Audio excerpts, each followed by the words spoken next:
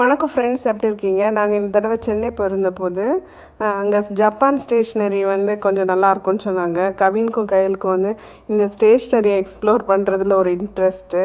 அதனால் எக்ஸ்பிரஸ் அவென்யூவில் பேஸ்மெண்ட்டில் இருக்கிற டெய்ஸோ அப்படிங்கிற ஜப்பான் ஸ்டேஷ்னரி கடைக்கு போனோம். மேட் இன் ஜப்பான் அப்படின்னாலே நம்ம அந்த ஒரு குவாலிட்டி வந்து 100% அப்படிங்கிற நினப்பிலே தான் வந்து ஸ்டேஷ்னரியை ஷாப்பிங் பண்ண போனோம். நாங்கள் போன அன்னைக்கு வந்து மேக்ஸ் ஒரு 1000 ஐட்டம்ஸ்க்கு மேலே வந்து 199 ருபீஸ் தான் அப்படின்னு சொல்லி ஆஃபர் இருந்துச்சு. அங்கே ஸ்டேஷ்னரி மட்டும் இல்லை, குக்கிங் ஐட்டம்ஸ், அப்புறம் organisers, soft toys, bakery items, decorative items, அப்புறம் பிள்ளைங்களுக்குள்ள ஹேர் பேண்டு, கிளிப்ஸு எல்லாமே இருந்துச்சு.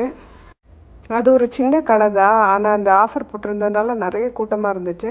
ஆனால் அந்த இடம் வந்து நம்ம பார்த்து வாங்குறதுக்குள்ள இடம் வந்து ரொம்ப சின்னதாக இருந்ததுனால ரொம்ப ரஷ்ஷாக இருந்த மாதிரி தான் ஃபீல் ஆச்சு.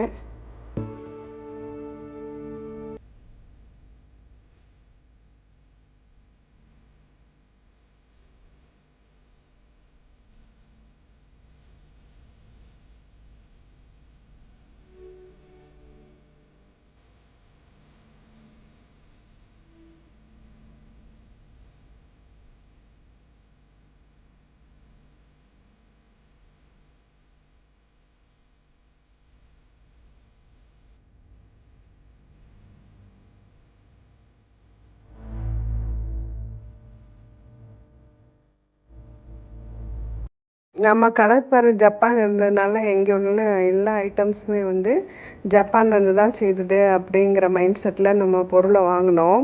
ஆனால் அந்த கவர் பின்னால் திருப்பி பார்க்கும்போது மேக்ஸிமம் பொருட்களில் மேட் இன் சைனா இல்லைன்னா மேட் இன் தைவான் அப்படின்னு தான் இருந்துச்சு. மேட் இன் ஜப்பான் அப்படிங்கிற இது போட்டு டேக் போட்டு எதுவுமே இல்லை. ஏன் அப்படி ஜப்பான் அப்படிங்கிற டேக் யூஸ் பண்ணி மேட் இன் சைனா ஐட்டம்ஸ் விற்கிறாங்கன்னு தெரியல. நீங்கள் இந்த கடைக்கு போயிருக்கீங்களா ஃப்ரெண்ட்ஸ்? அப்போ இதை நோட் பண்ணியிருக்கீங்களா? அப்படி இருந்தால் கமெண்ட்ஸில் சொல்லுங்கள். மீண்டும் இன்னொரு நல்ல பதிவில் சந்திக்கலாம். உங்களுக்கு எங்கள் வீடியோஸ் பிடிச்சிருந்ததுன்னா மறக்காமல் சப்ஸ்கிரைப் பண்ணி ஷேர் பண்ணி சப்போர்ட் பண்ணுங்கள் ஃப்ரெண்ட்ஸ். ஸ்டேஷ்னரி பிடிக்கிறவங்க ஃப்ரெண்ட்ஸ் அண்ட் ஃபேமிலிக்கு இந்த வீடியோவை ஷேர் பண்ணி விடுங்க ஃப்ரெண்ட்ஸ்.